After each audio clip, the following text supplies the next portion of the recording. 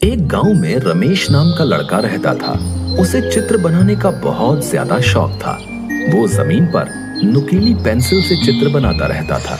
उसके पास कागज और पेंसिल खरीदने के पैसे नहीं थे। वो हमेशा सोचता था कि अगर मेरे पास पेंसिल होती तो मैं कितने सुंदर चित्र बनाता। वो छड़ी से हमेशा चित्र बनाता रहता है। एक दिन जब चित्र बना रहा था तो उसे एक बूढ़ी औरत मिली। उसने रमेश को एक जादुई पेंसिल दी। इससे तुम हमेशा चित्र बनाकर गरीबों की मदद करना, और तुम्हें अगर मेरी जरूरत पड़े तो इसी पेंसिल से मुझे बुला लेना। ये कहकर वो बूढ़ी औरत गायब हो गई। रमेश बहुत खुश हुआ और उसने पेंसिल से जमीन पर एक सेब का चित्र बनाया। वाह, क्या छड़ी है! अचानक ही वो सेब असली हो गया। फिर उसने एक बिल्ली का चित्र बनाया और देखते ही देखते वो भी असली बिल्ली बन गई। ये क्या? ये तो एक जादुई पेंसिल है।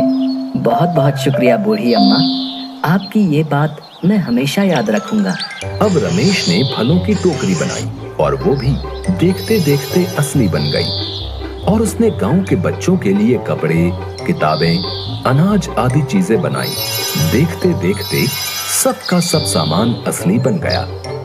रमेश गरीब किसानों को जो भी चाहिए होता था बना कर दे देता था। गांव के लोग रमेश से बहुत ही खुश थे क्योंकि वो गांव के गरीब लोगों की सहायता करता था।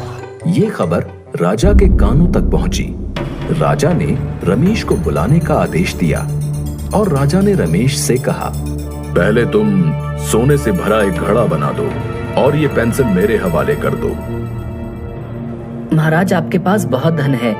मैं केवल गरीबों के लिए चित्र बनाकर उनकी मदद करता हूँ। राजा को गुस्सा आ गया और राजा ने सैनिकों को आदेश देकर रमेश से पेंसिल ली और वो खुद से सोने से भरा घड़ा बनाने लगा। लेकिन वो सोने से भरा घड़ा प्रकट नहीं हुआ। राजा ने सेनापति को पेंसिल से चित्र बनाने को कहा, लेकिन उस चित्र से भी कोई भी वस्तु प्रकट नहीं हुई। ये सब देखकर राजा और अधिक क्रोधित हो गया। सुनो रमेश, जैसा मैं बोल रहा हूँ वैसे चित्र तुम्हें बनाना ही पड़ेगा, नहीं तो मैं तुम्हें कारागार में बंद कर दूंगा।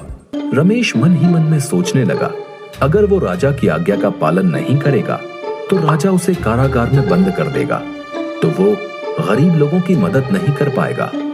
वो चतुर था।